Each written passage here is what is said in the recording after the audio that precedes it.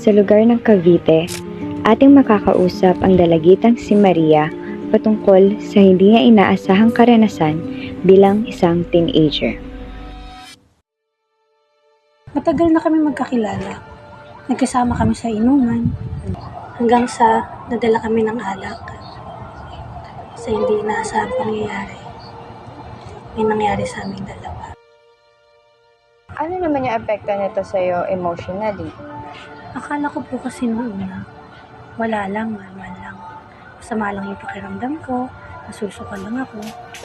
Hanggang sa isang araw nalaman ko na lang nabuntis ako. Nakaramdam ako ng takot, pangamba. Sigurado ka bang sa akin to? Natural, kanino pa ba yan? Hindi sa akin to. Sa'yo yan. Sa dami-dami mong natural hindi sa akin to. Ang kapal naman ng mukha mo, Makmak. Hindi ko alam kung ano yung gagawin ko. Masyado pa kaming mga bata. Sa tingin mo ba, kung ang pamilya mo ay may kakayahan financially, mababago mo pa yung sitwasyon? Sa tingin ko po, opo. Dahil kung hindi laging umaalis yung nanay ko, kung hindi niya kailangan magtrabaho para kumita ng pera, sa tingin ko po mas mahalagaan niya ako. Kaya hindi na din ako nagtataka kung bakit siya nagalit nung nalaman niyang buntis ako. Kasi ginawa niya lahat yun para sa akin. Ang naging epekto po nito sa akin ay natuto po ako. Natuto ako kung paano ba talaga yung buhay. Mas namulat ako sa realidad. Mas mahirap pala, lalo na kapag hindi ka handa. Dahil mga teenager po kami, hindi namin alam kung ano yung gagawin namin. Oh! Ano naman ang pinuputok ng butsi mo? Ano naman bang ginagawa mo dyan? Malamang nakikita mong naghahanap ako ng trabaho para sa ating dalawa. Ano naghahanap ng trabaho? Nakaupo ka dyan? Sige nga, paano ka makakahanap? Alam mo, sa sobrang bata ko pa, sa sobrang bata ng edad kong ito, napakahirap humanap ng trabaho para sa ating dalawa. Sana hindi mo ginawa. Pinangungunahan kami ng takot dahil wala kaming kaplano-plano sa buhay.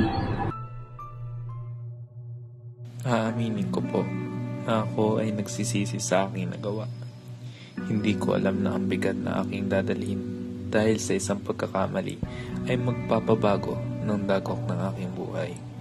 Ngunit kahit ganun, pipiliin ko pa rin makaahon para sa aking sarili at sa aking pamilya mahal.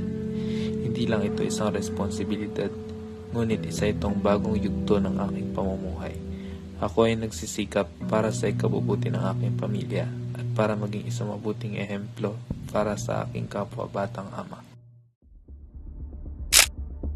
Kung ang dalagitang ito ang tatanungin, na kung pwede lang burahin ang mga alaala ng mga pangyayaring hindi inaasahan, ay matagal niya na itong kinalimutan.